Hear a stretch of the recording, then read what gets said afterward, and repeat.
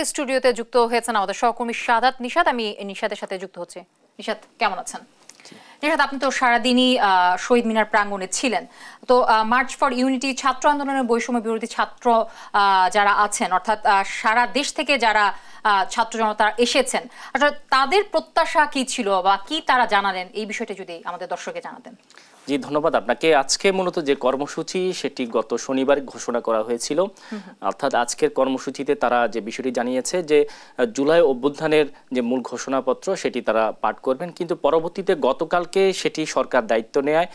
তারা সরকারকে ধন্যবাদ জানিয়ে আজকে মার্চ ফর ইউনিটি তারা ঘোষণা করে এবং সেক্ষেত্রে কর্মসূচির জেরে আজকে সকাল থেকে আমরা দেখেছি পুরো বিকেল 3টায় তাদের কর্মসূচি শুরু হয়েছে এবং তার আগেই বিভিন্ন জেলা থেকে বিভিন্ন শিক্ষার্থীরা কিন্তু সেখানে উপস্থিত হয়েছেন। বিভিন্ন জেলা তাদের যে দায়িত্বরত যারা আছেন, বৈষম্য বিরোধী ছাত্র আন্দোলনের নেতাদের নেতৃত্বে যারা আছেন, তারা সবাই কিন্তু উপস্থিত হয়েছেন।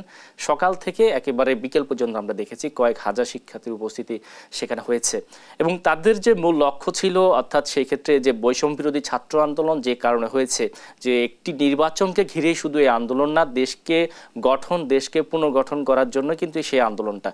এবং একই সাথে তারা বেশ কিছু দাবিও জানিয়েছিলেন। তাদের দাবির মধ্যে অন্যতম বেশিরভাগ ছিল যে জুলাই আগস্ট যে হত্যাকাণ্ড হয়েছে, সেই হত্যাকাণ্ডে যাদের নেতৃত্ব হয়েছে তাদের বিচারের দাবি তারা করেছেন এবং এই ঘোষণাপত্রটি মূলত যেন আগামী 15 দিনের মধ্যেই ঘোষণা করা হয়। আমি একটু ইন্টারাপ্ট যদি করতে চাই যে এই যে আপনি যে বলছেন যে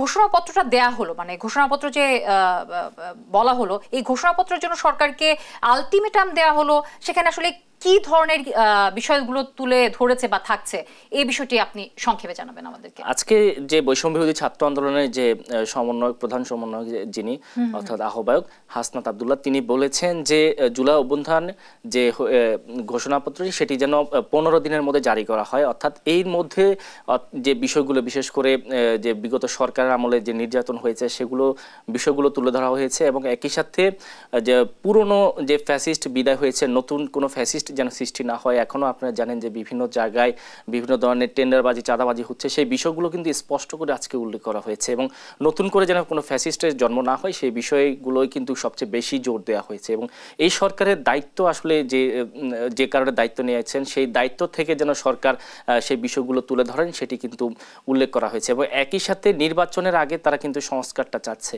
অর্থাৎ যারা এই জুলাই আগস্ট হত্যাকাণ্ডের সাথে সরাসরি জড়িত তাদের যেমন বিচারের দাবি তুলেছেন এবং একই সাথে আগামী নির্বাচনের যে সরকার আসবে তারা যেন যে সংবিধান, সেই সংবিধানের বেশ কিছু বিষয় ব্যাখ্যা তারা করেছেন এবং নতুন করে যে সংবিধান তৈরি হবে সে যেন গণতান্ত্রিক বাংলাদেশের গণতান্ত্রিক মানুষের কথা বলে এমন একটি সংবিধান তারা কিন্তু চেয়েছেন এবং এই দাবি কিন্তু তারা তুলেছেন এবং সেক্ষেত্রে যেন আগামী বাংলাদেশ সেই হিসেবে চলে সেই বিষয়ে তারা তুলেছেন। আমাদের প্রত্যাশা থাকবে সেই রকম। নিশাত, অসংখ্য ধন্যবাদ। আপনার মাধ্যমে আমাদের দর্শককে অনেক কিছু জানাতে পারলাম, ধন্যবাদ।